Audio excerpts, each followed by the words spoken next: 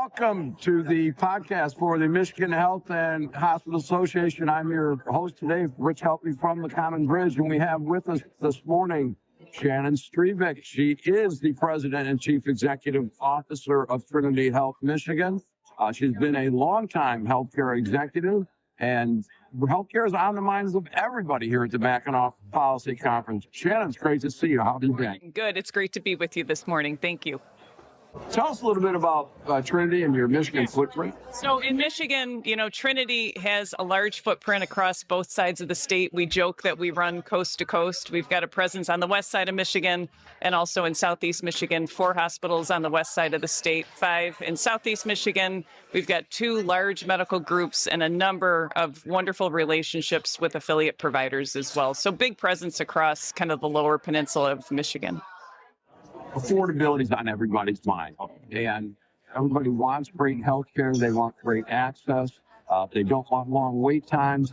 How can you balance that, and what should the healthcare systems be focusing on, and how can the business community help?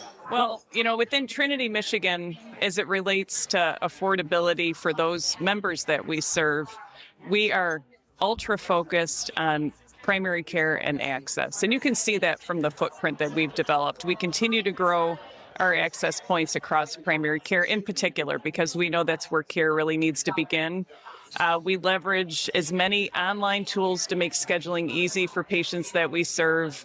Our average wait time for a new patient to get in with a primary care doc is 7 days right now, which is pretty outstanding for new patients. Yes. And, we're very intentional around once we have a patient join us, keep them with us, make it easy for them to come back for preventative care, because, we know that good health begins with really focus on prevention and primary care. So that's, one tactic that we believe helps from an affordability standpoint, because frankly, it's cheaper to be healthy than it is to develop a significant illness. And we've got a number of other programs. We've got an outstanding food as medicine program that you've probably heard about, where, we really leverage our hospital-based farms as a resource for those in our communities in need, those that face food insecurity. We give away tens of thousands of pounds of fresh produce every single year to community members that struggle with access to fresh fruit and vegetables, because we know that's another necessary ingredient for health. Indeed it is, and that's part of the ministry and mission at Trinity, is that holistic care and preventing disease versus treating disease, Yeah. which kind of leads us to the payment system is still kind of a mess. And I think to punctuate that, during the COVID crisis, if there was not special legislation, most hospital systems would have gone bankrupt. Yes, agreed. What can be done about that payment system so you get paid for keeping people healthy? Well, the incentives really need to shift more fully into that primary preventative care space. We do, of course, have some programs that help to encourage that type of care, but to your point, we've got a perverse set of incentives today where hospital-based care is reimbursed more strongly than community-based outpatient care. And we need to rapidly accelerate that flip and incentivize providers in particular in partnership, to incentivize us all to work together to keep people healthy through prevention.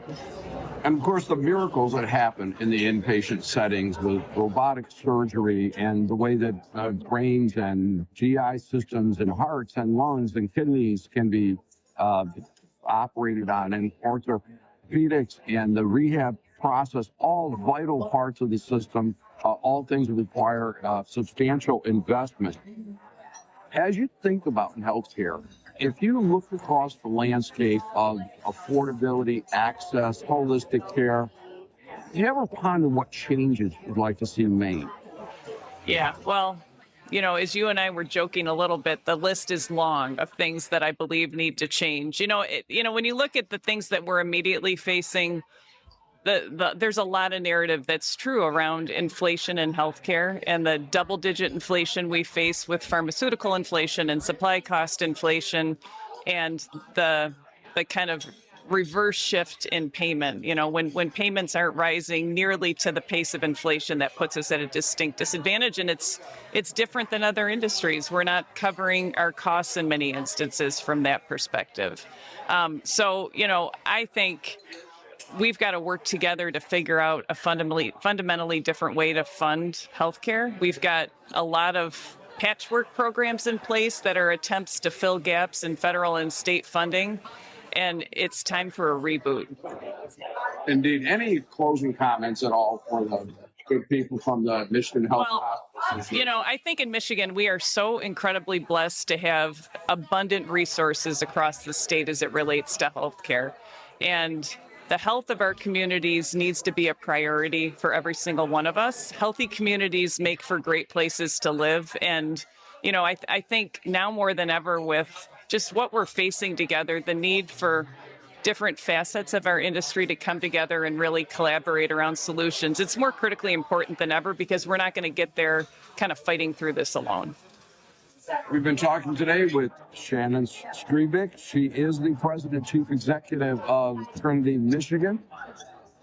So on behalf of the Michigan Health and Hospital Association, this is your host, Rich Helppie of the Common Bridge, signing off.